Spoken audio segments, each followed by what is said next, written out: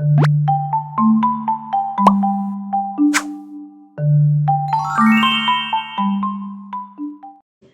semuanya, selamat datang di channel Rilis. Pada kesempatan kali ini, kita akan membahas tentang metode simplex yang dibantu oleh aplikasi QR. Perkenalkan, nama saya Lisa Tilmanoli Simbolon dengan NIM 223010402027. Nah, sebelum kita masuk ke dalam soal cerita, we must get to know first, yang dimana kalian bisa jadikan ini sebagai catatan ya, yaitu metode simplex digunakan untuk mencari solusi optimal ketika variabelnya terdiri lebih dari 2 variabel. Pada umumnya, kalau ada 3 variabel, maka dipakai metode simplex. Sedangkan metode grafik yang sebelumnya sudah kita pelajari juga, itu dapat mencari solusi optimal untuk 2 variabel saja. Lalu, dalam metode simplex ini ada 3 langkah yang harus dilakukan untuk memutuskan kasus maksimum atau minimum melalui metode simplex, yaitu yang pertama adalah mengubah bentuk umum jadi bentuk standar. Lalu yang kedua itu harus membuat tabel simplex, dan yang ketiga kita harus melakukan iterasi sampai optimal. Nah, sekarang kita akan masuk ke dalam soal cerita yang dimana ini merupakan kasus maksimum. Lisa memiliki sebuah toko kue yang memproduksi 3 jenis kue, yaitu kue sus, kue slice, dan kue pie yang membutuhkan bahan baku seperti tepung, gula, dan telur yang memiliki ketersediaan bahan-bahan yang terbatas setiap harinya. Kue sus membutuhkan 2 ons tepung, 1 ons gula, dan 2 butir telur. Kue slice membutuhkan 3 ons tepung, 2 ons gula, dan 1 butir telur. Sedangkan kue pie membutuhkan 1 ons tepung, 2 ons gula, dan 1 butir telur.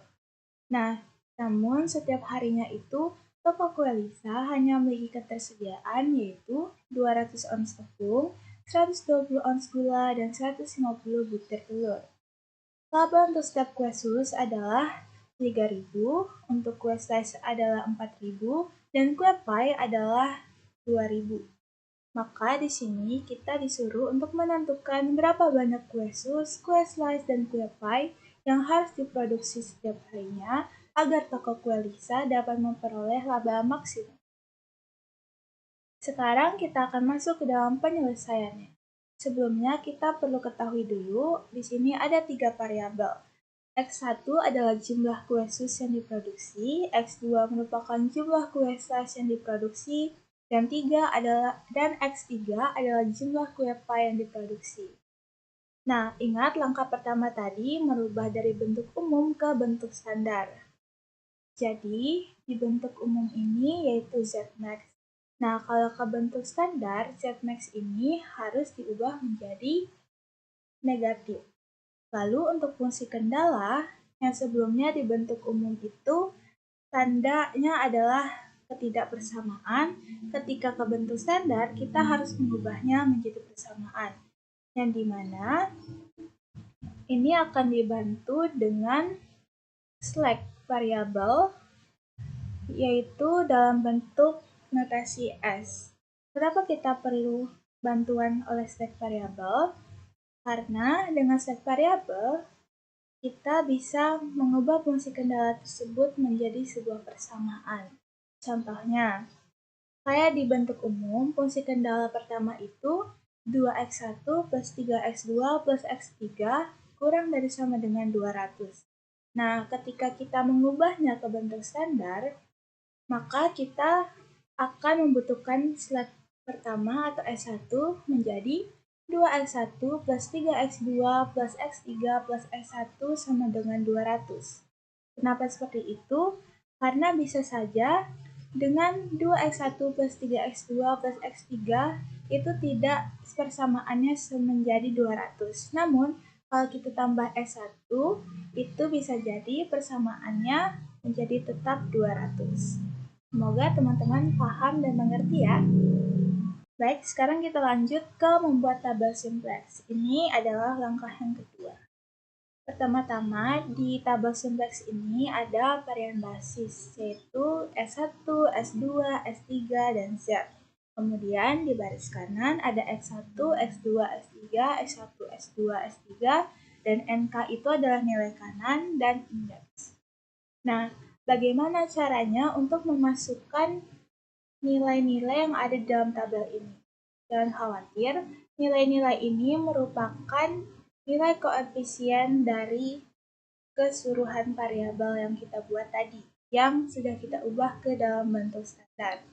Contohnya, di sini fungsi kendala pertama itu ada 2x1, berarti di bagian baris S1 ini masukkan x1-nya menjadi 2. Kemudian 3S2 berarti masukkan 3, lalu X3 1, dan S1 ini nilainya 1.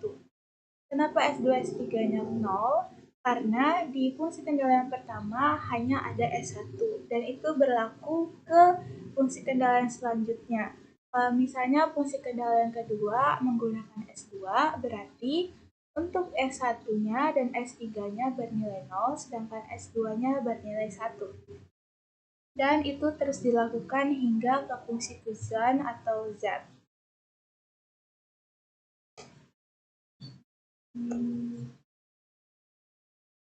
Baik, sekarang kita masuk ke langkah yang ketiga, yaitu membuat iterasi. Kan tadi kita udah dapat tuh tabel simplexnya. Nah, sekarang dalam iterasi ini, kita perlu untuk mencari terlebih dahulu kolom kunci, baris kunci, dan nilai kuncinya. Sekarang, untuk pertama-tama kita perlu mencari yang namanya kolom kunci. Di sini aku sudah bikin atau kasih tanda dengan warna. Kolom kunci yaitu kita perlu mencari yang nilai negatifnya terbesar. Dari seluruh nilai yang ada di dalam tabel ini, negatif 4000 merupakan nilai negatif yang paling besar atau paling tinggi. Nah, kita langsung dapat nih, berarti kolom kuncinya di bagian X2. Lalu baris kuncinya. Baris kunci ini adalah nilai positif yang paling kecil. Gimana cara dapatnya? Pertama-tama kita harus membagikan nilai kanan dengan nilai kolom kunci. Contohnya, 200 dibagi dengan 3 hasilnya sama dengan 6,67. Kemudian 120 dibagikan dengan 2 nilainya menjadi 6. Dan 150 dibagi 1 tetap 150. Sehingga nilai positif terkecilnya adalah 6, yang dimana ini terletak di baris S2. Jadi, baris kuncinya adalah S2. Kemudian, nilai kuncinya adalah hasil dari perpotongan dari kolom kunci dan baris kunci. Perlu teman-teman ingat, kalau kolom kunci itu dia adalah garis vertikal dan baris kunci itu merupakan garis horizontal. Nah, tadi kan kita sudah dapat kolom kunci, baris kunci, dan juga nilai kuncinya. Maka sekarang kita perlu mencari nilai baru dari S2-nya.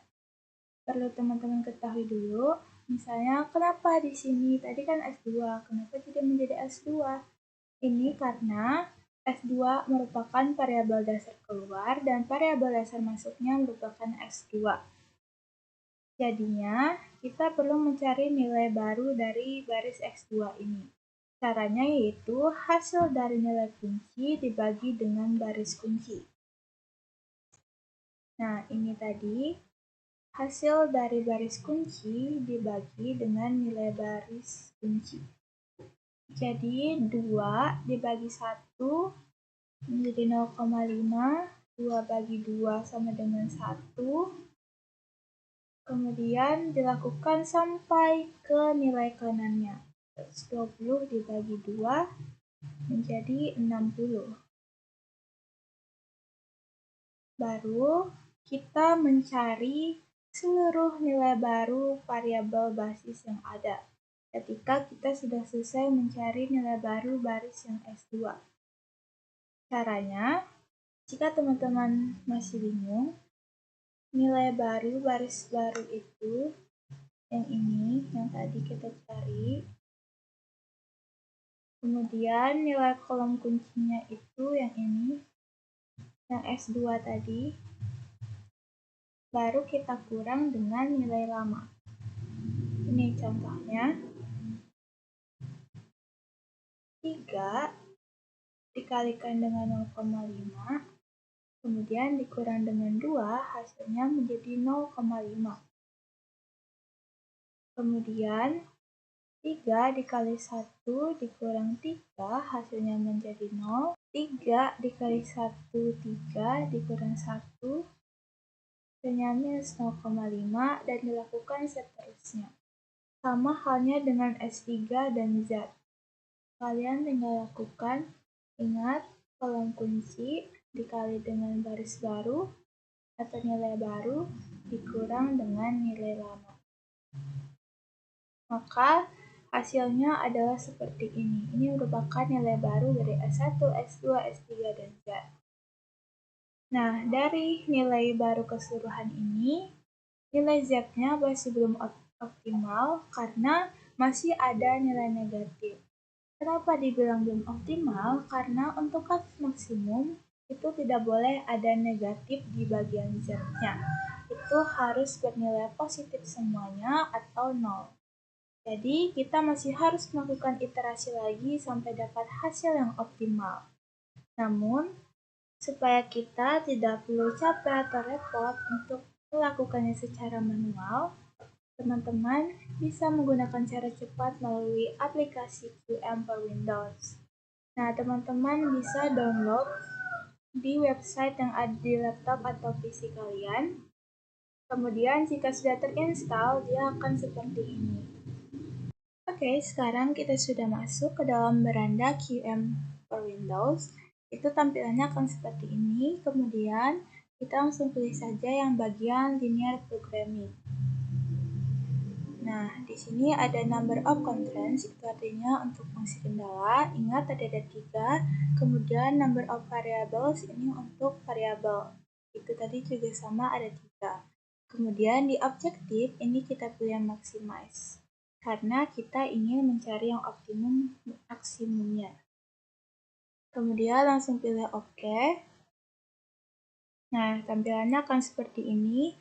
Kemudian di bagian maximize, masukkan yang fungsi tujuan tadi, yaitu 3000, 4000, dan 2000.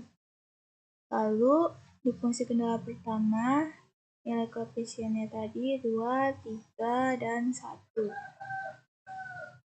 Lalu di nilai kanan atau RHS-nya yaitu 200. Kemudian ke fungsi kendala 2 ada 1, 2, dan 2, lalu RHS-nya yaitu 120, dan fungsi kendala yang ketiga yaitu 2, 1, 1, dan RHS-nya adalah 150. Kemudian kalau sudah kalian isi seperti ini, tinggal ke bagian solve yang ada di atas kiri atas. Pilih solve, terus nanti dia akan muncul seperti ini. Pilih yang nomor 4 yaitu iterations atau iterasi. Lalu bisa kita perbesar. Nah, kita bisa lihat di sini kalau ada jumlah sebanyak 4 iterasi yang dilakukan sehingga bisa mencapai nilai optimum. Nah, ini adalah hasil nilai optimumnya yaitu 290.000. Atau kalau mau lebih mudahnya lagi, lebih ke kompleks atau kesimpulannya, kalian tinggal pilih atau pencet yang edit data, kemudian pilih solve lagi, dan pilih nomor 3 yaitu solution list. Nah, di sini langsung kita bisa lihat optimal value dari Z-nya yaitu 290.000, kemudian X1-nya 60, X2-nya 25, dan S3-nya 5. Dan sekarang kita bisa langsung masuk ke dalam kesimpulan. Nah, jadi kesimpulan yang bisa kita dapat yaitu laba optimum yang bisa didapatkan oleh toko kue Lisa yaitu sebesar Rp290.000. Kemudian, kue sus yang diproduksi sebanyak 60 buah, kue slice diproduksi sebanyak 25 buah, dan kue pie diproduksi sebanyak 5 buah dalam perharinya. Sehingga toko kue Lisa bisa mencapai nilai optimum dalam perharinya yaitu labanya sebesar Rp290.000. Semoga ini bisa bermanfaat bagi teman-teman semua.